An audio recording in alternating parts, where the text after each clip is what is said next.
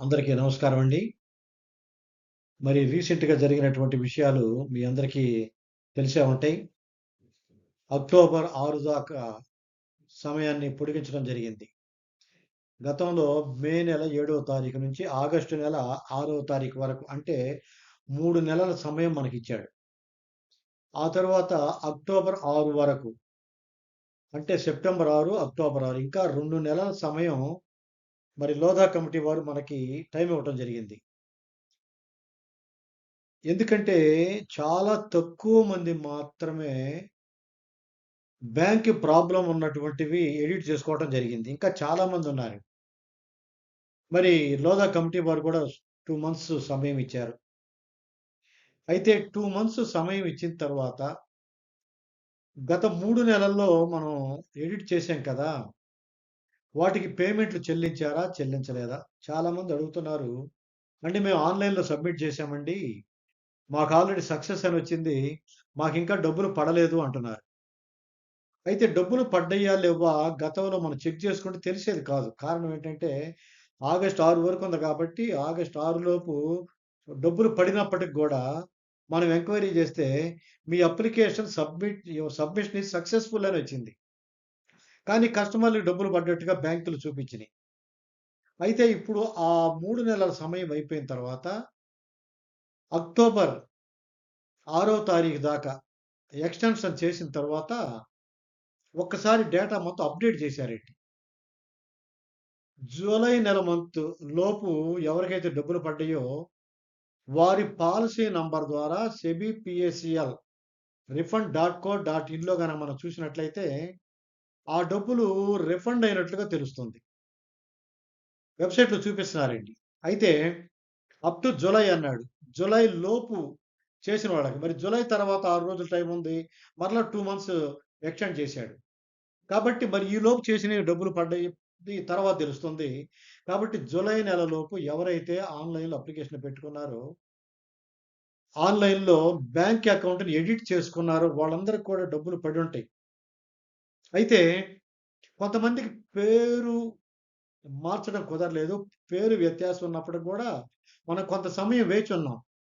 Name change చేసుకోవడానికి ఏమైనా అవకాశం ఇస్తాడేమో చూద్దామని చెప్పి వెయిట్ చేసి, మరి లాస్ట్ మినిట్‌లో మరి మనకెలాంటి సమాధానం రాకపోవటం వలన, మరి ఉన్నటువంటి వ్యక్తులు అదే పేరుతో అప్‌లోడ్ చేసుకోండి అని చెప్పాం. అయితే ఇక్కడ మీరు గమనించాల్సిందేంటంటే, ప్రతి ఏజెంట్ గూడా, ప్రతి ఫీల్డ్ మిత్రుడు గూడా చేయాల్సిందేంటంటే, మీరు ఎవరి బాండులు ఆన్‌లైన్‌లో ఎడిట్ చేశారు బ్యాంక్ అకౌంట్‌ని. వాళ్ళ అన్ని పాలిసీ నంబర్‌లు గూడా కంప్యూటర్‌లో చెక్ జేయండి. ఎవరికి డబ్బులు పడ్డాయి, ఎవరికి డబ్బులు పడలేదో మీరు చూడండి. రీజన్ చూడండి. ఎందుకంటే ఒకవేళ నేమ్ గాని కరెక్ట్ లేకుండా పాత అకౌంటే పెడితే పడ్డాయా లేవనేది ఒక డౌటు. ఆ డౌట్ క్లారిఫై చేసుకోవాలంటే మరి మీరందరూ నాకు సమాచారాన్ని ఇస్తే నేను ఏదైనా చెప్పగలను. అప్పుడు మా బాబుకి ఇట్లా డబ్బులు పడ్డాయండి. నేను చెక్ చేస్తే సక్సెస్ అని వస్తుంది అని చెప్పాను. కానీ ఈరోజు ఆ యొక్క బాబు బాండ్ నేను వెరిఫై చేసి చూస్తే డబ్బులు ఏ రోజు పడ్డాయి?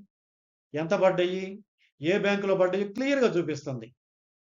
కాబట్టి మనమందరం కూడా చెక్ చేయాలండి. చెక్ చేస్తే మరి మనం ముందుకెళ్ళటానికి అవకాశాలున్నాయి. మరి ఈ ఎక్స్‌టెన్షన్ చేసినటువంటి విషయాన్ని కూడా మీ అందరికి నేను చూస్తాను. చూడండి. మనం మామూలుగా సెబీ వెబ్‌సైట్ కొడతాం కదా! సెబీ పీఎస్‌సీఎల్ రిఫండ్.co.in కొడతాం కదా! కొట్టినప్పుడు ఈ పేజీ డిస్‌ప్లే అవుతుంది. ఈ పేజ్ అందరూ కూడా పట్టించుకోవట్లేదు. నేను ఇలాంటి పేజీల నుంచే న్యూస్ సేకరిస్తున్నా. దీన్ని అబ్జర్వ్ చేస్తే ఇక్కడ స్క్రోల్ అవుతుందండి ఇక్కడ. Opportunity for PSL investors from May 7, 2026 to October 6, 2026. ఇక్కడ దాకా పెంచినట్టుగా స్క్రోల్ అవుతూ ఉంది. అయితే ఆ స్క్రోలింగ్‌తో పాటు ఇంకా మనకేమర్థమవుతుందంటే యాస్ ఆన్ జులై 2026 అంటే జులై 2026 వరకు the committee has affected refund in respect of 36,51,066 eligible applications aggregating to a total disbursal of 3,864.58 crores. అంటే జూలై వరకు 36,51,066 మంది ఎలిజిబుల్ అప్లికేషన్స్‌కి 3,864.58 కోట్ల రూపాయలు చెల్లింపులు జరిగినాయి అని చెప్పి దీన్ని చూస్తే మనకు అర్థమవుతుంది. అయితే ఈ ఈ యొక్క ఎక్స్‌టెన్షన్ చేయకముందు ఒకసారి మనం చూసినట్లయితే ఇక్కడ చూడండి ఇదిగోండి. ఏదైనా మార్చి 2026 ఇందాక జూలై దాకా చెప్పానండి. ఎంతమందికిచ్చారు? 35,74,401 మందికి మాత్రం ఇచ్చారు. మార్చి ఎండింగ్ వరకు. కానీ మే నెల 6వ తారీఖు నుంచి 7వ తారీఖు నుంచి స్టార్ట్ చేశారండి బ్యాంక్‌కి. ఆ బ్యాంకు ఎడిట్ చేసిన తర్వాత ఎంతమంది పడ్డాయో నేను మీకు లెక్కలు చెప్తాను. నేను చెప్పేటటువంటి లెక్కలు కేవలం సెబీ వారు ఇచ్చిన అఫీషియల్ వెబ్‌సైట్ నుంచి సేకరించిన విషయాలను మాత్రమే నేను మీకు తెలియజేస్తున్నాను. కారణం ఏంటంటే చాలామంది తెలుసుకోవటం లేదు, చూడటంలా. ఈ విధంగా నేను ఒక వీడియో చేసి అప్‌లోడ్ చేసినప్పటికి కూడా చాలామంది నన్ను ప్రశ్నిస్తున్నారండి. అంటే యెస్ పెట్టిన వాటికొచ్చిందా? పేరు మార్చుకోవడానికొచ్చిందా? కొత్త వాటికేమన్నా అవకాశం ఇచ్చారా? చనిపోయారండి వాళ్ళ పరిస్థితి ఏంటి? అని రకరకాలుగా ఇప్పటికీ నన్ను ప్రశ్నలు అడుగుతానే ఉన్నారు. దయచేసి గమనించండి. నేను చెప్పేది ఒక్కటేనండి. ఈ వీడియోకి సంబంధించి మీరు గనక కంప్లీట్‌గా చూసినట్లయితే మీకు మనసుల్లో ఉన్న అన్ని రకాల ప్రశ్నలకు సమాధానాలు దొరుకుతాయండి. ఒక్కొక్క సమస్యకు ఒక్కొక్క వీడియో చేసి పెట్టాను చూడండి. చూడకుండా నాకు కాల్ చేస్తున్నారు. ఎందుకంటే నేను చాలా బిజీగా ఉంటానండి. అడ్వొకేట్‌గా కోర్ట్‌కెళ్ళాలి, ఆఫీస్ చూసుకోవాలి, కేసులు చదువుకుంటా ఉండాలి. మరలా ఒక్కొక్క వ్యక్తికి 5 నిమిషాలు ఫోన్‌లో సమాధానం చెప్పడం కొంచెం ఇబ్బందిగా ఉంటుంది. కాబట్టి ప్రతి అంశం గురించి గూడా నేను ఈ ఛానెల్‌లో మెయింటెనెన్స్ చూపిస్తున్నాను. ఆ ఛానెల్ ఏంటి? Information for pearls customers in Telugu. Information for pearls customers in Telugu. Pearls customers కోసం ఇన్ఫర్మేషన్ ఇస్తున్నాను తెలుగులో అనే ఛానెల్ అండి. ఆ ఛానెల్ సబ్స్క్రైబ్ చేసుకున్నట్లయితే మీకు ప్రతి ప్రశ్నకు కూడా సమాధానం ఉంటుంది. సుమారు 40 పైన ఈ వీడియోలు చేసి పెట్టాను. బ్యాంక్ సమస్య ఉంటే ఏం చేయాలి? యెస్ అని పెట్టిన వాడి పరిస్థితి ఏంటి? ఆన్‌లైన్‌లో ఇచ్చిన వాడి పరిస్థితి ఏంటి? అన్నిటికి ఉన్నాయండి. అన్నిటికి అన్ని రకాలున్నాయి. ఈవెన్ ఫోన్ నంబర్ ఎలా మార్చుకోవాలో కూడా ఇచ్చాను క్లియర్‌గా. కాబట్టి వాటిని మీరు గమనించండి. ఇప్పుడు మరి ఈ 3 నెలల్లో ఎంతమందికి ఎంత అమౌంట్ ఇచ్చారో చూసే ముందు ఒక్కసారి ఆల్రెడీ చెల్లింపు జరిగినటువంటి ఒక కస్టమర్ చూపిస్తున్నాం. గతంలో చూసాను మా బాబండి మాట్లాడిచ్చా మీతోటి. వోల్వో పర్పస్ అన్నీ. గతంలో నేను చూసినప్పుడు ఏం పడిందంటే యువర్ సబ్మిషన్ ఈజ్ సక్సెస్‌ఫుల్ అని వచ్చింది. కానీ అప్పటికే డబ్బులు పడ్డాయి. ఇప్పుడు వాళ్ళు అప్‌డేట్ చేసిన తర్వాత ఇక్కడ చూపిస్తుంది చూడండి సన్నీ అకౌంట్ నంబరు. మేము క్లెయిమ్ చేసింది రూ. 41,680 కానీ రూ. 31,259 బ్యాంక్‌లో క్రెడిట్ అయినియి. ఎప్పుడు క్రెడిట్ అయినియి? 19/6/2026 అయినియి. ఏ బ్యాంక్‌లో? హెచ్‌డీఎఫ్‌సీ బ్యాంక్‌లో అయినియి. గతంలో మా బాబుది ఆంధ్ర బ్యాంక్ ఉండేది. క్షమించండి యాక్సిస్ బ్యాంక్ ఉండేది. ఆన్‌లైన్‌లో అప్లికేషన్ చేసిన తర్వాత యాక్సిస్ బ్యాంక్ క్లోజ్ చేశాడు. అందువలన తనకి బ్యాంక్ అప్డేట్ చేసుకోవడానికి ఎడిట్ ఆప్షన్ వచ్చింది. ఎడిట్ ఆప్షన్ వచ్చిన తర్వాత ప్రస్తుతం ఉన్నటువంటి హెచ్‌డీఎఫ్‌సీ బ్యాంక్‌ని అప్లై చేసిన తరువాత సుమారు ఒక 20 రోజులు డబ్బులు పడ్డాయి. కాబట్టి అప్‌లోడ్ చేసిన వాళ్ళందరికి కూడా డబ్బులు పడతాయి గమనించండి. మరి అప్‌లోడ్ ఎంతమంది చేశారు? ఎంతమందికొచ్చినాయి గనక ఆలోచించినట్లయితే ఇక్కడ చూడండి. అంటే నేను మాత్రం ఈ ఇన్ఫర్మేషన్ మొత్తం కూడా త్రూ వెబ్‌సైట్ ద్వారా అఫీషియల్ వెబ్‌సైట్ నుంచి సేకరించినటువంటి సమాచారాన్ని మాత్రమే తెలియజేస్తున్నాను. నా సొంతగా మాత్రం నేను చెప్పటం లేదు. మీరు ప్రతి ఒక్కళ్ళు గమనించండి. Paid amounts from April 2006 to July వరకు. అంటే ఇంతకుముందు మార్చి దాకా చూపించాడు. జూలై దాకా ఎప్పుడు పడ్డాయి చూద్దాం. అప్ టు మార్చి దాకా ఎంత పడ్డాయండి? 35,74,401 మందికి పడ్డాయి మార్చిలో. ఎంత పడ్డాయి? 3,720,00,00,000 3,720.67 పడ్డాయి. మరి అప్ టు జూలై అంటే ఏప్రిల్ నుంచి అంటే మే నెల 7 తారీఖు నోటిఫికేషన్ వచ్చింది కాబట్టి నోటిఫికేషన్ వచ్చిన దాని తర్వాత నుంచి మే 7 అంటే జూన్ 7, జూలై. మే 7 నుంచి చివరి దాకా ఒక నెల, జూలై. అంటే ఈ 2 నెలల్లో సుమారుగా అక్టోబర్ 6 దాకా ఇచ్చాడు కదండీ! సారీ మే, జూన్, జూలై సుమారుగా 3 నెలలు. ఈ 3 నెలల్లో ఎంతమందికి పడ్డాయంటే 36,51,066 మందికి పడ్డాయండి. అంటే టోటల్ ఎంతమందికి పడ్డాయి? 76,665 మందికి అమౌంట్ పడటం జరిగింది. అయితే ఇండియా మొత్తం గనక చూసినట్లయితే 76,000 మంది అంటే ఎక్కువ మంది కాదండి. చాలా తక్కువ మంది. బహుశా అందుకోసమనే టైం ఎక్స్‌టెండ్ చేసుండొచ్చు. ఎక్స్‌టెండ్ చేసిన తర్వాత చాలా మంది అప్లై చేసుంటారు. అయితే ఎంత పడ్డాయంటే 3,864.67 కోట్ల రూపాయలు పడ్డాయి. అంటే టోటల్‌గా ఈ 3 నెలల్లో పడినటువంటి అమౌంట్స్ కస్టమర్‌లకి 143 కోట్లండి. 143.91 కోట్లు అంటే సుమారుగా 144 కోట్ల రూపాయలు చెల్లింపులు జరిగినయి గమనించండి. గమనించ గె పడ్డాయా లేదనేది దయచేసి మీరే చూసుకోండి. మీరు చెక్ చేసుకోండి. ఎలా చెక్ చేయాలో చెప్పాను. అయితే మరి సార్ ఇంకా మిగతా సమస్యలేంటండి అని అడుగుతున్నారు చాలామంది. ఇంకా ఏం సమస్యలున్నాయి మిగతా సమస్యలు? ప్రస్తుతం ఉన్న సమస్యలేంటో చూద్దామండి. ప్రెజెంట్‌గా ఉన్న సమస్యలు నాకు తెలిసి 9 రకాల సమస్యలున్నాయి. అందరూ నన్ను ప్రతిరోజు ఫోను చేస్తున్నారు. ఏదో సమస్య గురించి అడుగుతున్నారండి. ఈ 9 రకాల సమస్యలేంటంటే, మొట్టమొదటిది యెస్ మరియు ల్యాండ్ అలాటెడ్ అనే వాటిని సరిజేసుకోవచ్చా అని అడుగుతున్నారు. నేను గతంలో చెప్పాను. ఇవి మనం సరిజేసేది కాదండి. లోధా కమిటీ వారు ల్యాండ్ అలాట్ అయినటువంటి వారికి ల్యాండ్ అలాట్ అయింది కాబట్టి డబ్బులు ఇవ్వాలా? వద్దా?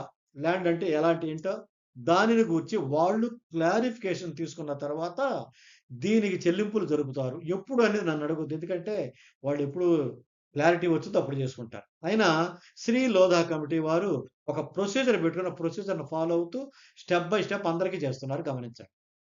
ఇక రెండో సమస్య ఏంటంటే ఇన్‌కరెక్ట్ ఆర్ ఇల్లెలిజిబుల్. మీ అప్లికేషన్ కరెక్ట్ గాదు. ఎలిజిబుల్‌గా ఉంది. ఎలిజిబుల్‌గా లేదు అని మెసేజ్ వస్తుంది. అంటే వీళ్ళు అప్లికేషన్ పెట్టడం రాంగ్ చేశారు. అప్లికేషన్ పెట్టడం రాంగ్ వీళ్ళది. అంటే వారు చెప్పిన ఫార్మాట్‌లో తీసుండకపోవచ్చు. లేదా కొంతమంది జిరాక్సులు తీశారు. కొంతమందైతే మామూలుగా ఇట్లా ఫోటో తీసి ఫోటో అప్‌లోడ్ చేశారు. అవి క్లారిటీ లేవు. అందుకని వీళ్ళకి డబ్బులు పడలేదు. అవకాశం ఇచ్చినప్పుడు వీళ్ళందరూ మళ్ళీ ఫ్రెష్‌గా అప్లై చేసుకోవడానికి అవకాశం ఇచ్చినప్పుడు చేసుకోండి. అదే విధంగా ఏవండీ మేము బ్రాంచ్‌లో సబ్మిట్ చేసాము. వాళ్ళ డబ్బులు ఎప్పుడు పడతాయి అని అడుగుతున్నారండి.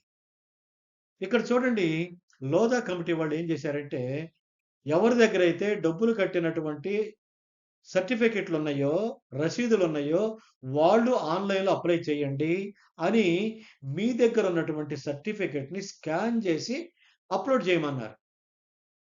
మరి బ్రాంచ్‌లో ఇచ్చిన వాళ్ళ పరిస్థితి ఏంటి? వాళ్ళ దగ్గర ఒరిజినల్ సర్టిఫికెట్ ఉందా? లేదు. కాబట్టి వాళ్ళు స్కాన్ చేయలేదు, అప్లై చేయలేదు.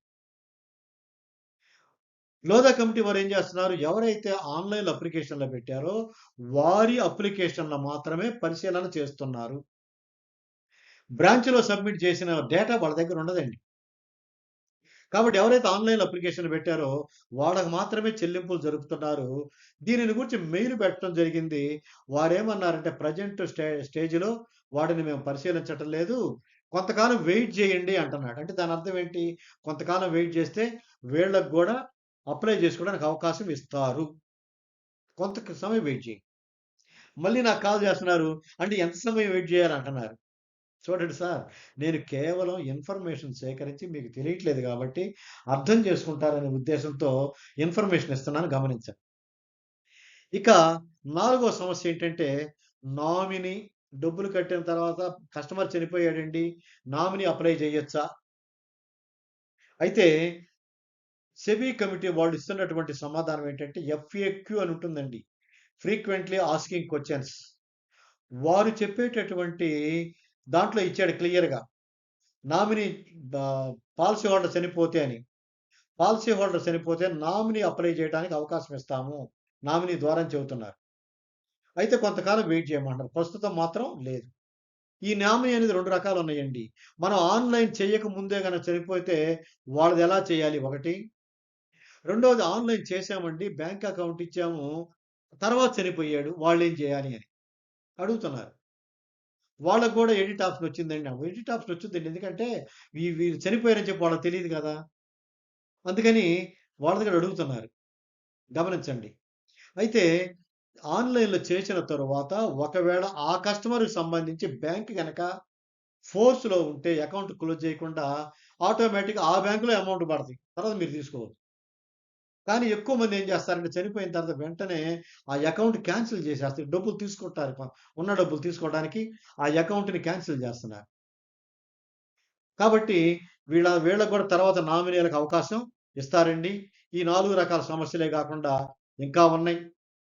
ఐదో సమస్య ఏంటంటే అన్ని రసీదులు సమర్పించలేదండి. మేము కేవలం 2 రసీదులు మాత్రమే సమర్పించాము. రెండిటికే డబ్బులు పడ్డాయి.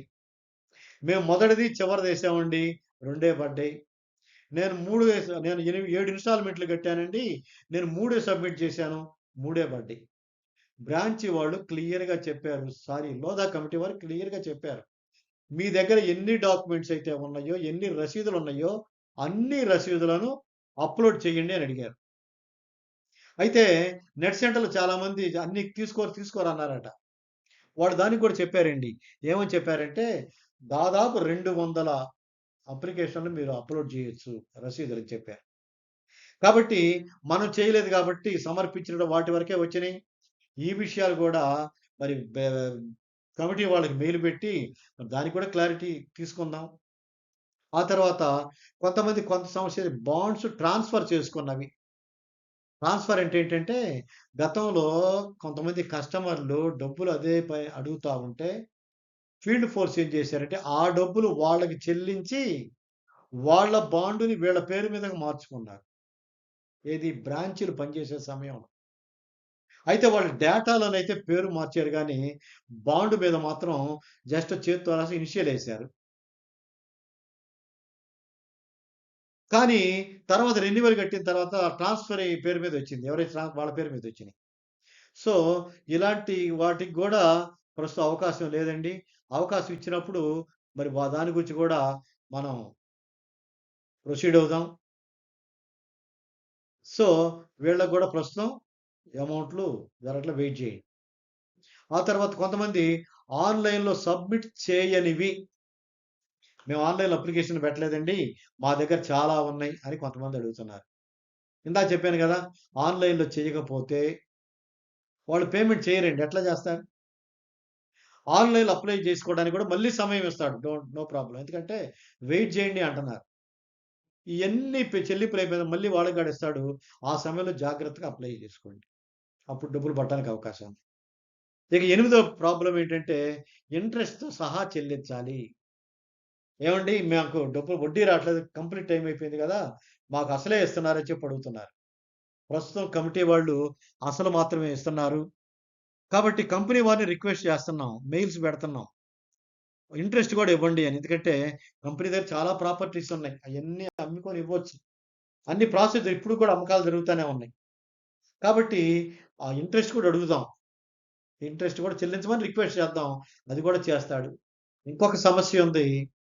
బాండులో పేరు, బ్యాంక్‌లో పేరు వేరు వేరుగా ఉన్న వాటి పరిస్థితి. మనం జరిగింది అదేనండి. బ్యాంక్‌లో పేరు వేరుగా ఉంది. బాండ్‌లో ఒక రకం ఉంది. ఏం చేయాలి అంటే బ్యాంక్ ఎడిట్ చేసుకునే సమయంలో అది కూడా మార్చుకుందాం అని చెప్పి అనుకున్నాం. కానీ బ్యాంక్ అకౌంట్ మార్చుకోవడానికి అవకాశం ఇచ్చాడు. చెక్కు మార్చుకోవడానికి అవకాశం ఇచ్చాడు.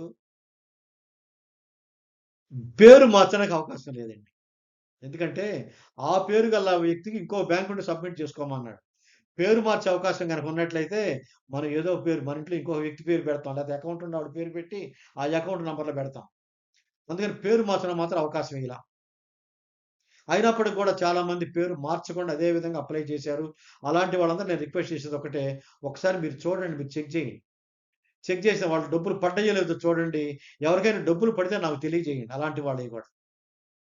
కాబట్టి ఈ 9 రకాల సమస్యలు ప్రధానంగా కనపడతన్నాయి. మరి ఈ 9 ఇంకా ఏమన్నా ఉన్నాయంటే చాలా సమస్యలున్నాయండి. దయచేసి మీకేదైనా సమస్యలుంటే నాకు తెలియపరచండి. మరి ఈ సమస్యలన్నిటికి పరిష్కారం ఏంటి? మనం ఎలా పరిష్కారం చేసుకోవాలి? మరి ఆలోచన చేస్తా ఉన్నాం. ఎందుకంటే లోదా కమిటీ వారికి మనం మెయిల్ పెట్టడమే గానీ, డైరెక్ట్ అపాయింట్‌మెంట్ అవ్వడానికి అవకాశం లేదండి. కాబట్టి ఎలా చేయాలి ఏంటి అనేది నేను ఒక ఆలోచన చేస్తున్నాను. ఆలోచన చేసి ఈ విధంగా పోతే బాగుంటుంది అని చెప్పి నా యొక్క ప్రతిపాదనను మీ ముందుంచుతాను. మీరందరూ గనక సిద్ధంగా ఉండి ఓకే అని గనకంటే ఆ విధంగా ప్రొసీడ్ అవుదాం. ఎలా ప్రొసీడ్ అవ్వాలో తప్పకుండా నేను మీ అందరికి కూడా తెలియజేస్తాను. అవకాశం ఉంటే ఒక జూమ్ మీటింగ్ ఏర్పాటు దాని గురించి నాకు అవగాహన లేదు. జూమ్ మీటింగ్‌లో కొంతమంది వ్యక్తుల్ని కలిసి మాట్లాడి, వాళ్ళ ఒపీనియన్ తీసుకొని, ఏ విధంగా ముందుకు పోతే బావుంటుందో కనుక్కొని, మీ అందరికీ తెలియజేస్తాను. మీ అందరు గనక నాకు సపోర్ట్ ఇచ్చినట్లయితే, ఇంకా ఈజీగా చేయడానికి అవకాశం ఉంటుంది. కేవలం ఇది మీ అందరి సమాచారం రావటం కోసం మాత్రమే, వెబ్‌సైట్‌లో ఉన్నటువంటి ఇన్ఫర్మేషన్ మాత్రమే మీ అందరికీ తెలియజేస్తున్నాను. ప్రతి ఒక్కళ్ళు కూడా ఈ ఛానెల్ ద్వారా అన్ని సమస్యలకి పరిష్కారాలు ఉన్నాయి గాబట్టి, ఆ పరిష్కారాలందరూ గూడా ఆహ్, పరిష్కారాలు చేసుకోవడానికి ఆ వీడియోలు మీకు ఉపయోగపడతాయి గాబట్టి, ఆ వీడియోని చూసి మీ యొక్క ప్రాబ్లమ్స్ సాల్వ్ జేసుకోవాల్సిందిగా రిక్వెస్ట్ చేస్తున్నాను. Thank you. Thank you very much.